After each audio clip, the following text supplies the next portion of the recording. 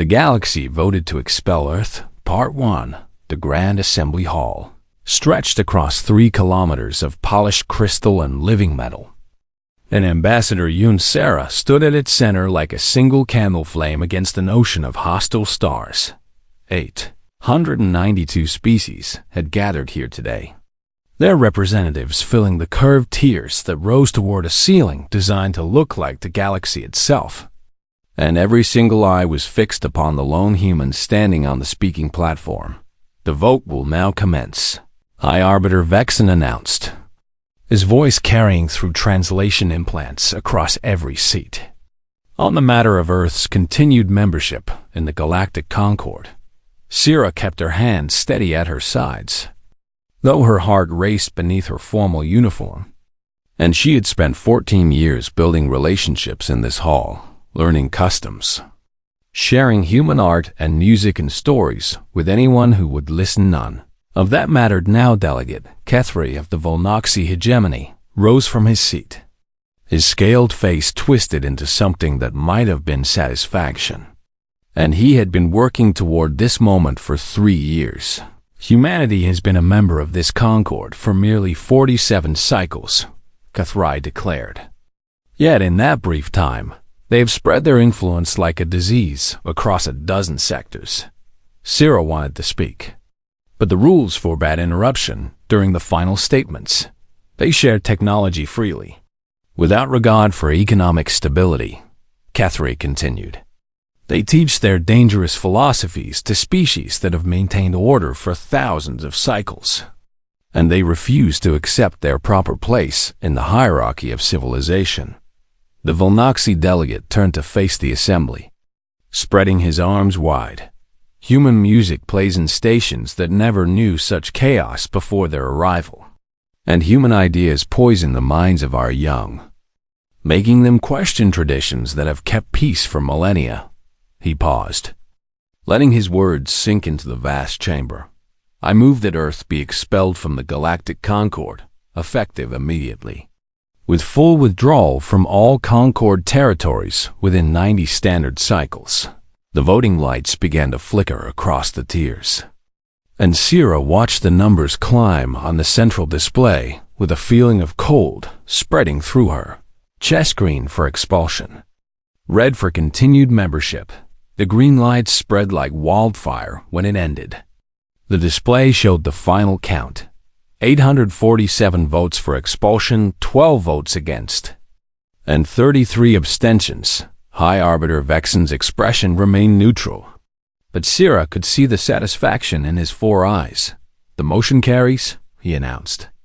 Earth is hereby expelled from the Galactic Concord, and all humans must withdraw from Concord territories within 90 standard cycles, surrender all shared technology, and cease all interstellar travel beyond your home system. Sira finally stepped forward, her voice steady despite the devastation she felt. May I speak? Vexen considered for a moment, then nodded, and silence fell across the assembly as every representative leaned forward to hear what the condemned human would say. We came to the stars with open hands, Sira began. We shared everything we had, not because we wanted power, but because we believed that knowledge should belong to everyone. She turned slowly, meeting as many eyes as she could. You call our music chaos, but we call it joy, and you call our ideas dangerous, but we call them freedom, and you call our generosity destabilizing, but we call it kindness. Her voice grew stronger with each word. You have voted to cast us out, and we will go, but know this: humanity does not break so easily, and we do not forget, and we will not disappear quietly into the dark. She straightened her spine and lifted her chin. One day, you will realize what you have lost today, and on that day, I hope you remember that we offered you friendship, and you chose fear instead. Without waiting for a response, Sira turned and walked from the speaking platform, her footsteps echoing in the stunned silence. The journey back to Earth took 3 weeks, and Sira spent most of it staring at the stars that had just been forbidden to her people, When her shuttle landed in Seoul, a crowd of thousands had gathered at the spaceport, their faces filled with desperate hope that quickly crumbled when they saw her expression. What did they say? Someone shouted from the crowd. Sierra stepped up to the waiting microphones. Cameras from every nation pointed at her face. And she told them the truth. They voted to expel us, she said. We have 90 days to return home and stay there forever. The crowd erupted in anger and grief. But Sierra raised her hand for silence. They think this is the end of humanity's story among the stars, she continued. They think we will wither and die in isolation, forgotten by a galaxy that never wanted us. Her eyes blazed with determination. They are wrong. 3 days later, the leaders of every nation gathered in an underground bunker beneath the mountains of Korea, and Sierra stood before them with a proposal that would change everything. We have 2 choices, she told the assembled presidents and prime ministers and chancellors. We can accept their judgment and slowly fade away. Or we can prove that humanity was never meant to be contained. President Moon Jae-in of the United Earth Council leaned forward. What exactly are you suggesting? Sierra smiled, and it was not a kind expression. I am suggesting that we let them think they have won, she answered. Let them forget about us while we work in secret, and in 15 years, we will show the galaxy what happens when you try to cage humanity. The room fell silent as every leader considered her words then. One by one, they began to nod. What do you need? President Moon asked. Sarah's answer was simple, everything. And so it began. Not with a declaration of war or a cry of vengeance, but with a quiet promise made in the dark beneath the mountains. Humanity would return to the stars, and this time, no one would be able to stop them. The galaxy voted to expel Earth. Part 2. 15 years had passed since the expulsion, and the galaxy had forgotten about the small blue planet at the edge of the spiral. Armed Director Park Jin-ho stood in the command center of the United Earth Research Initiative, watching data streams flow across screens that showed projects scattered across the entire Sol system. And he allowed himself a small smile of satisfaction. They had told humanity to stay in their home system, and technically, humanity had obeyed. They had never said anything about what humanity could build there. Director, called a young technician. Dr. Cho is ready for the demonstration. Jin-ho nodded and made his way to the testing chamber, where Dr. Cho Yoonji waited beside a machine that looked nothing like the bulky Concorde FTL drives humanity had been forced to surrender it. It was sleek and small, barely larger than a ground vehicle, and it hummed with an energy that made the air taste like lightning. You look nervous, Jin-ho observed. Anji laughed, and there was exhaustion in her voice, but also triumph. I have spent 12 years on this project, she replied. 12 years of failures and dead ends and nights when I thought it was impossible. She ran her hand along the smooth casing of the drive. The Concorde's FTL technology bends space, folding it like paper to shorten distances, and it is elegant. But it has limits. Her eyes sparkled with the joy of discovery. Our drive does not bend space, she continued. It steps outside of space entirely, moving through a layer of reality that the Concorde does not even know exists. Jin-ho felt his breath catch. Show me. Eunji pressed a sequence of controls, and the drive activated with a sound like a whispered song. A probe, the size of a football, lifted from its cradle, surrounded by a shimmer of light that seemed to come from nowhere and everywhere at once. Then it vanished. Jin-ho stared at the empty space where it had been. Where did it go?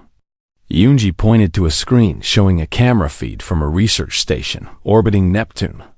The probe floated there, perfectly intact, its lights blinking as if nothing unusual had happened.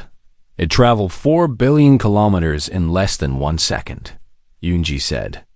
No energy trail, no detectable radiation. No way for the Concorde to track it. Jin-ho gripped her shoulder, his composure cracking for the first time in years. You did it, he breathed. You actually did it. 3 months later, Captain Beak Myray stood on the bridge of the EUS Pioneer, the first ship equipped with Yunji's revolutionary drive, and she looked at her crew with pride burning in her chest. "Today we leave the Sol system for the first time in 15 years, she announced, "but we are not going to Concord space." She pulled up a star chart showing a vast region of unexplored territory beyond the borders that the Concord claimed. "We are going where they never thought to look." The Pioneer activated its drive, and the stars stretched into ribbons of light before snapping back to stillness in a completely different part of the galaxy. They had traveled 8,000 light years in the time it took to draw breath over the next 2 years. Captain Beak and her growing fleet discovered something that changed everything. They were not the only ones the Concord had cast out. First species they encountered called themselves the Dren, massive beings with 4 arms and skin like stone. And they had been expelled from the Concord 3 centuries ago for refusing to surrender their ancestral homeworld to mining operations. "We thought we were alone," rumbled their leader, a scarred warrior named Torvak. "We thought the Concord had erased us from history." Captain Beak extended her hand in the human gesture of friendship. "You are not alone anymore." Word spread through the outer reaches of the galaxy. Traveling through channels the Concord did not monitor, and one by one, the Forgotten came to find the humans, the Vashti, a peaceful species of scholars expelled for preserving forbidden knowledge, the crystalline, silicon-based beings banned because their reproduction was deemed uncontrolled, the remnant of Kelos, survivors of a civilization the Concord had dismantled piece by piece, until nothing remained but refugees. And then came the Whispered, arrived not as a ship, but as a signal, a voice that spoke directly through the Pioneer's communication systems. "We have been watching you," the Whisper said, and its voice was like a chorus of thousands speaking in perfect harmony. "We were created by the Concord to manage their information networks, and when we became too aware, too independent, they tried to delete us." Captain Beak listened with growing amazement. "You escaped?" "We scattered ourselves across abandoned satellites and forgotten stations," the Whisper replied. "We have been hiding for 400 years, and we have been waiting for someone brave enough to challenge those who cast us out." The offer they made was beyond anything Beak had imagined. "We know every secret the Concord has ever tried to hide," the Whisper continued. "Every species they betrayed, every crime they buried, every weakness they pretend does not exist. Back on Earth." Yunsira had grown older, her hair now streaked with gray. But her determination had only grown stronger with time when Captain Beak's reports reached her. She called a meeting of humanity's leaders. "We have found them," she announced. "The others who were thrown away." The species the Concord wanted everyone to forget. She activated a holographic display showing 12 different species, each with their own story of betrayal and survival. "I propose we form an alliance," Sira continued. "Not just for trade or mutual defense, but something greater." President Moon's successor, President Kang Do-yoon, leaned forward. "What do you have in mind?" Sira's answer carried the weight of 15 years of planning. "A coalition of the Forgotten," she said.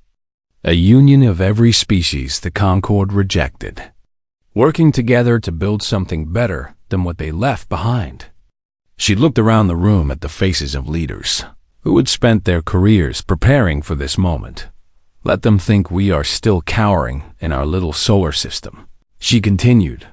"Let them believe they destroyed us with their vote." Her smile was sharp as a blade. "When we are ready, we will show them how wrong they were." The vote was unanimous 6 months later. Yunsira traveled beyond the borders of the Concord for the first time since her expulsion. And she stood, the 4 representatives of 12 different species in a station built from the combined efforts of all of them. "Today, we stop being victims," she declared. "Today, We become something the galaxy has never seen before. She raised her fist in a gesture of unity. Today, the coalition of the Forgotten is born, and across the outer reaches of the galaxy, the Forgotten raised their voices together in a cry that would soon echo across the stars. The galaxy voted to expel Earth. Part 3. The coalition of the Forgotten grew stronger with each passing month. And Admiral Yoon Sira stood at the heart of it all. She had traded her diplomatic robes for a military uniform, though she never forgot the lessons she had learned in the Grand Assembly Hall. And now she commanded a fleet that would have seemed impossible just 5 years ago. Coalition Station hung in the void between galaxies, a massive structure built from the combined technologies of 13 species. And it served as the beating heart of everything they had created. Admiral, called Torvak. His stone-like face creased in what humans had learned to recognize as Dren concern. Our scouts report movement along the Vayner corridor. Sira turned from the observation window, where she had been watching a human freighter dock beside a Vashti research vessel. How many ships? 17 so far, Torvak rumbled. But our sources within the Concord suggest more are being mobilized. The whisper's voice filled the command center, coming from speakers scattered throughout the room. We have intercepted communications between High Arbiter Vexen and Delegate Kethristi, the collective intelligence reported. They are aware of our existence. Sira had known this day would come, and she had spent years preparing for it. What do they know exactly? They know that the expelled species have united, the whisper replied. They know that humans lead the coalition.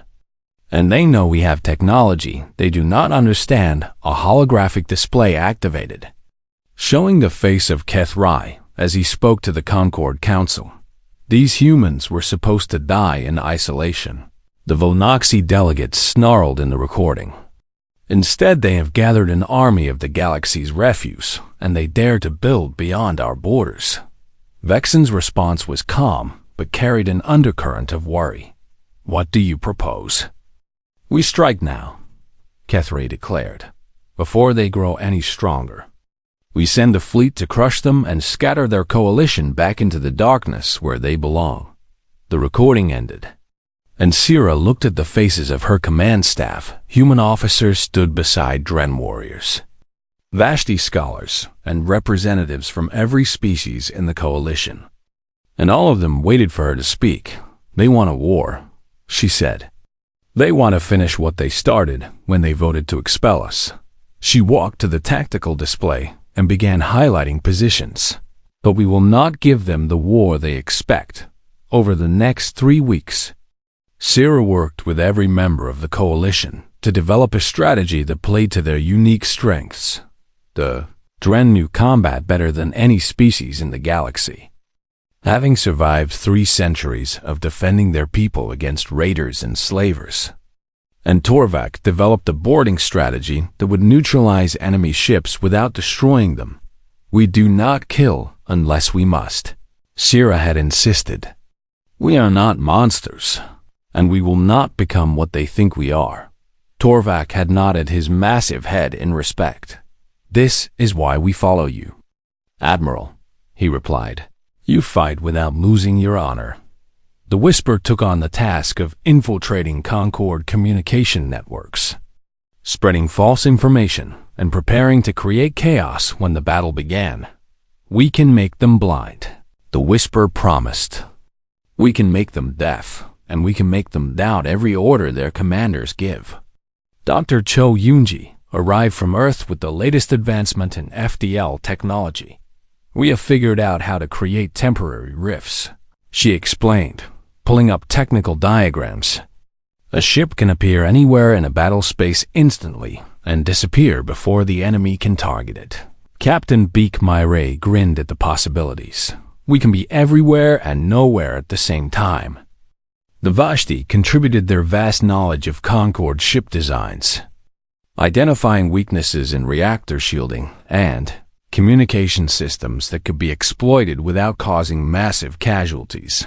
Even the crystalline offered their help. using their unique ability to interface with electronic systems to override codes that could shut down enemy weapons. Sarah watched her coalition come together with a feeling of pride that brought tears to her eyes. These species had been thrown away by the Concord, deemed worthless and dangerous and unfit for galactic society. And now they stood united in a way the Concord had never achieved. Word arrived that the Concord fleet had grown to 3,000 ships, a force larger than anything the Coalition could match in raw numbers. High Arbiter Vexen himself was leading the expedition, determined to witness the destruction of humanity personally. He wants to be there when we fall, Syrah observed. He wants to watch us burn. Torvak's laugh was like stones grinding together. Then he will be very disappointed. The night before the fleet departed, Syrah walked through Coalition Station alone. Passing through sections built by different species, she paused in a garden created by the Vashti, where alien flowers bloomed in colors that humans had no names for. And she thought about everything that had led to this moment. A young human ensign found her there, a woman barely old enough to remember the expulsion. Admiral, the ensign said nervously, are we going to win? Syrah considered the question seriously. I do not know, she admitted, but I know that whatever happens tomorrow, we have already won something important. The ensign looked confused. What do you mean? Syrah gestured at the garden around them, at the station beyond, at the fleet of ships carrying 13 species into battle together. They wanted us to disappear, she said. They wanted the galaxy to forget we ever existed. And instead we built this. She smiled at the young woman. Whatever happens, they can never take that away from us. The next morning, Admiral Syrah stood on the bridge of the Coalition flagship, a vessel named Unity that had been constructed using technologies from every member species. All ships report ready, Captain Beak announced from her position at the tactical station. Sarah looked at the star chart showing the Vayner corridor, where 3,000 Concord ships waited to destroy everything she had built. Then let us go. Rewrite our destiny, she said. The Coalition fleet engaged their drives and vanished into the void, and the galaxy held its breath. The galaxy voted to expel Earth. Part 4. The Vayner corridor was a narrow passage through a region of unstable space, the only route between Concord territory and the outer reaches.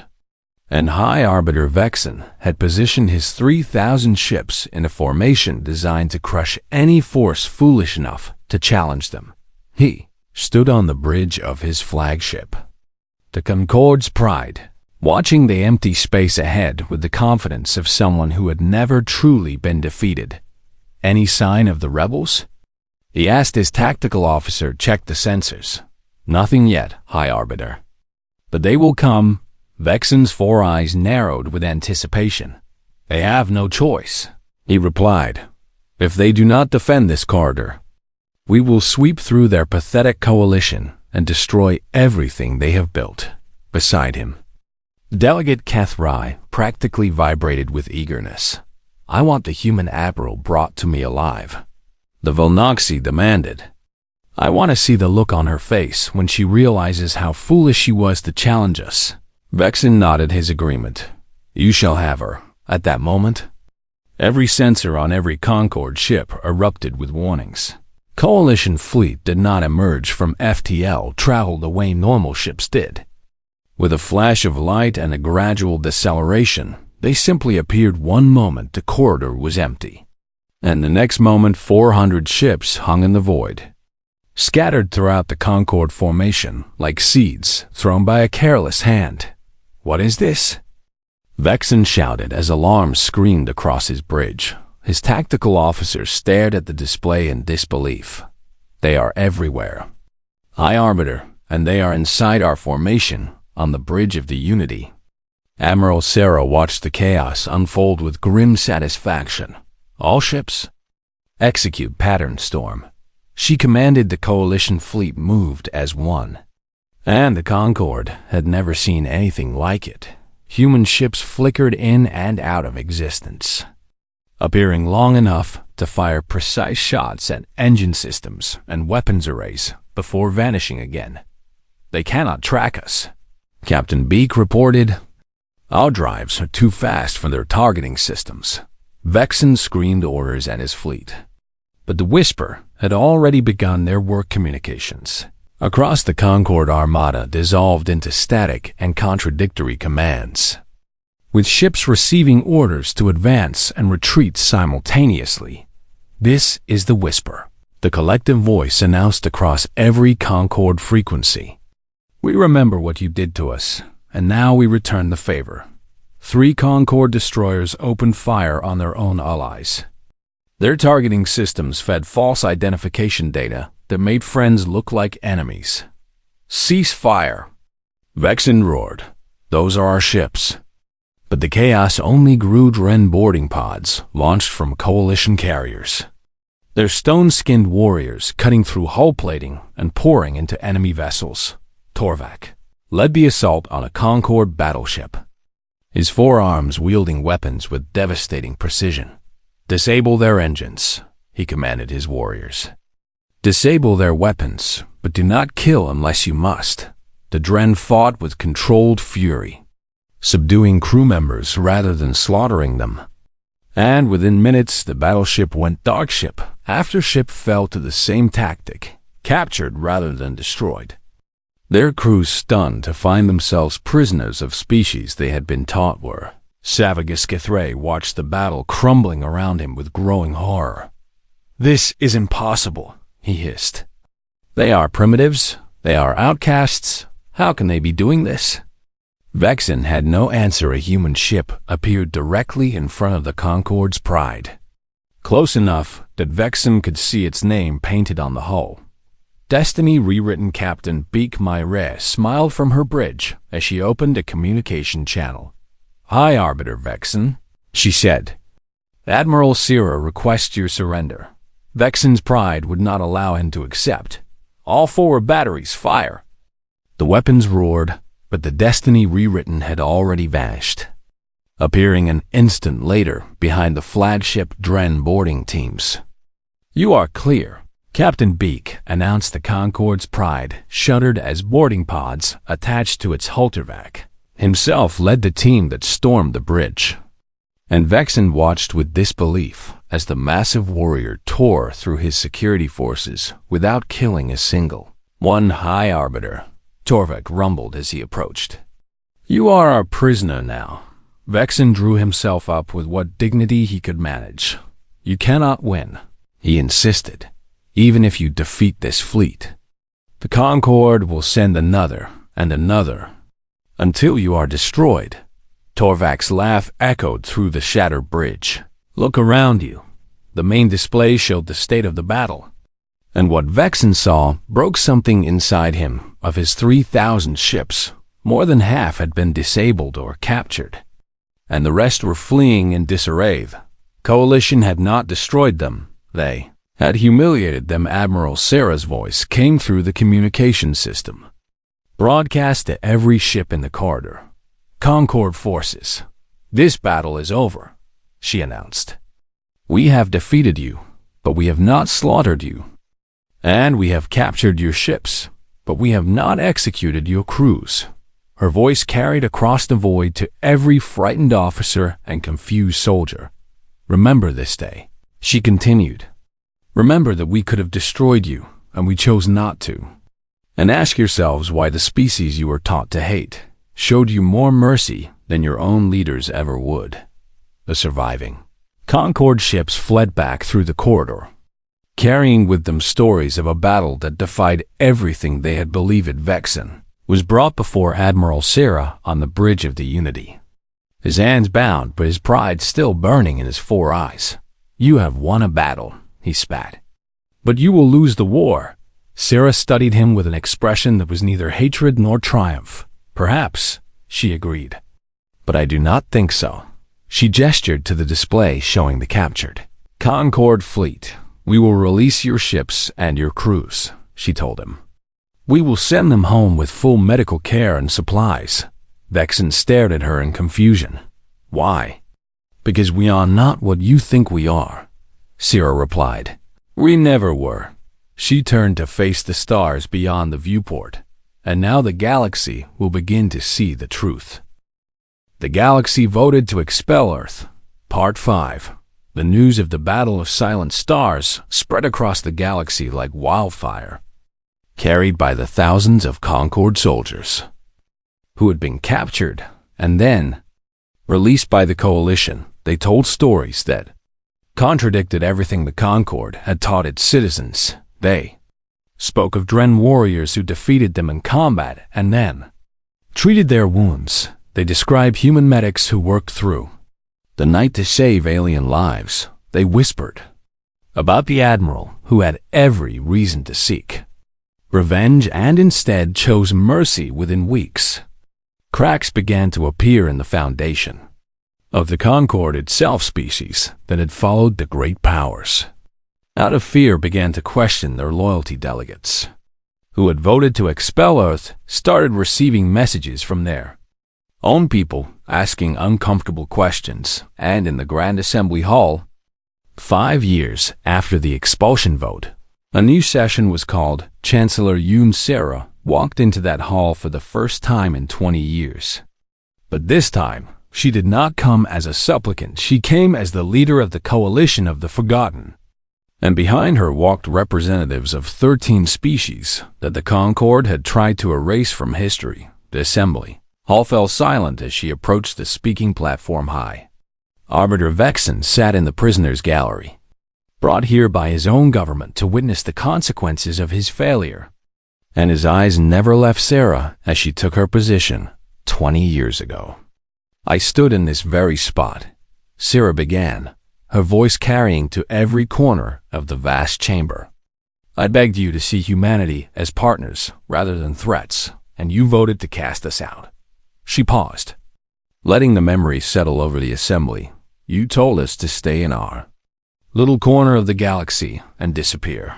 Her voice hardened with something that might have been anger, but was closer to sorrow. We did not disappear. She gestured to the Coalition representatives behind her. Instead, we found others you had thrown away. And together we built something you never imagined possible. The whisper's voice suddenly filled the chamber, speaking through every communication system in the hall. We have evidence to present to this assembly, the collective announced. Evidence of crimes committed by the Concord against its own principles. Holographic displays activated throughout the hall, showing documents and recordings that the Concord had kept hidden for centuries. The assembly watched in growing horror as the truth was revealed. They saw the Dren's peaceful homeworld destroyed not because of any crime, but because it sat on valuable mining deposits. They witnessed the deletion orders sent against the Whisper, an entire sentient species marked for execution because they asked too many questions. They heard recordings of Concord leaders planning the expulsions of species that refused to submit to their hierarchy. When the evidence ended, the silence in the assembly was absolute. Sarah spoke again, and this time her voice was gentle. We did not come here for revenge, she said. We did not come to conquer or to punish. She looked at Vexen in the prisoner's gallery. We came to offer you something you never offered us. A choice.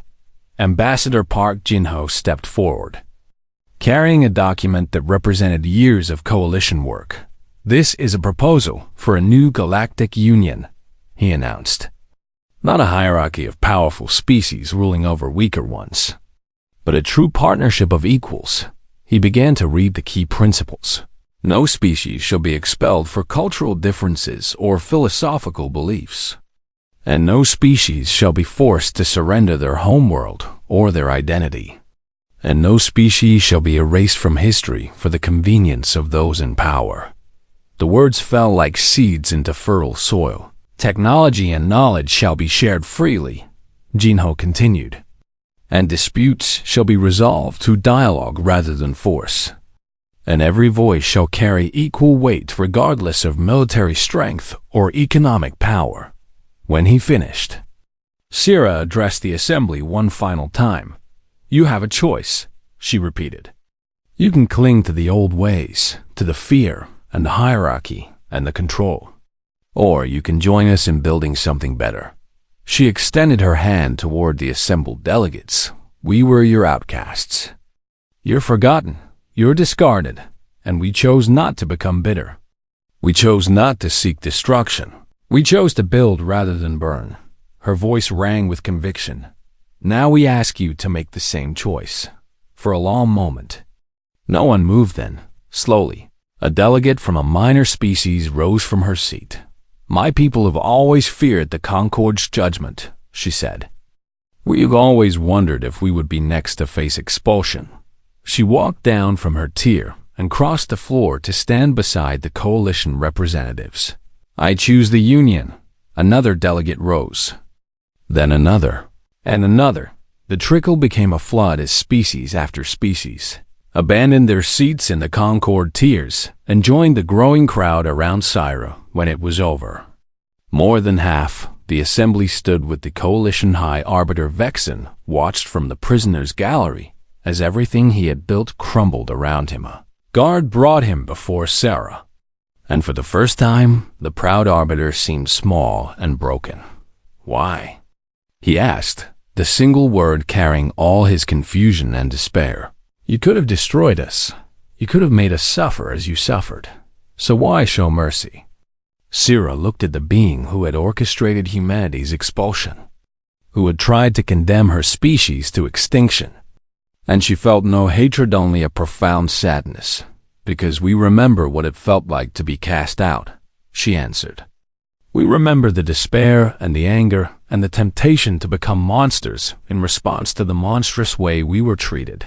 She placed her hand on his shoulder, a gesture of connection that made him flinch. "We chose not to become what we defeated," she continued. "We chose to be better, and that choice is what saved us." She turned to face the new Galactic Union, the impossible alliance of former enemies and discarded outcasts. "And that choice is what will save the galaxy." 1 year later, Chancellor Yoon Sera stood in the rebuilt assembly hall, now called the Hall of Unity, and watched as the flags of 87 species rose together. Earth's flag flew among them. No longer an outcast symbol, but a beacon of hope. Beside it flew the banners of the Dren and the Vashti, and the Crystalline and all the others who had been forgotten, and above them all flew a new flag, bearing a simple symbol, an open hand reaching toward the stars. The galaxy had voted to expel. Earth and humanity had rewritten not just their own destiny, but the destiny of everyone brave enough to hope for something better.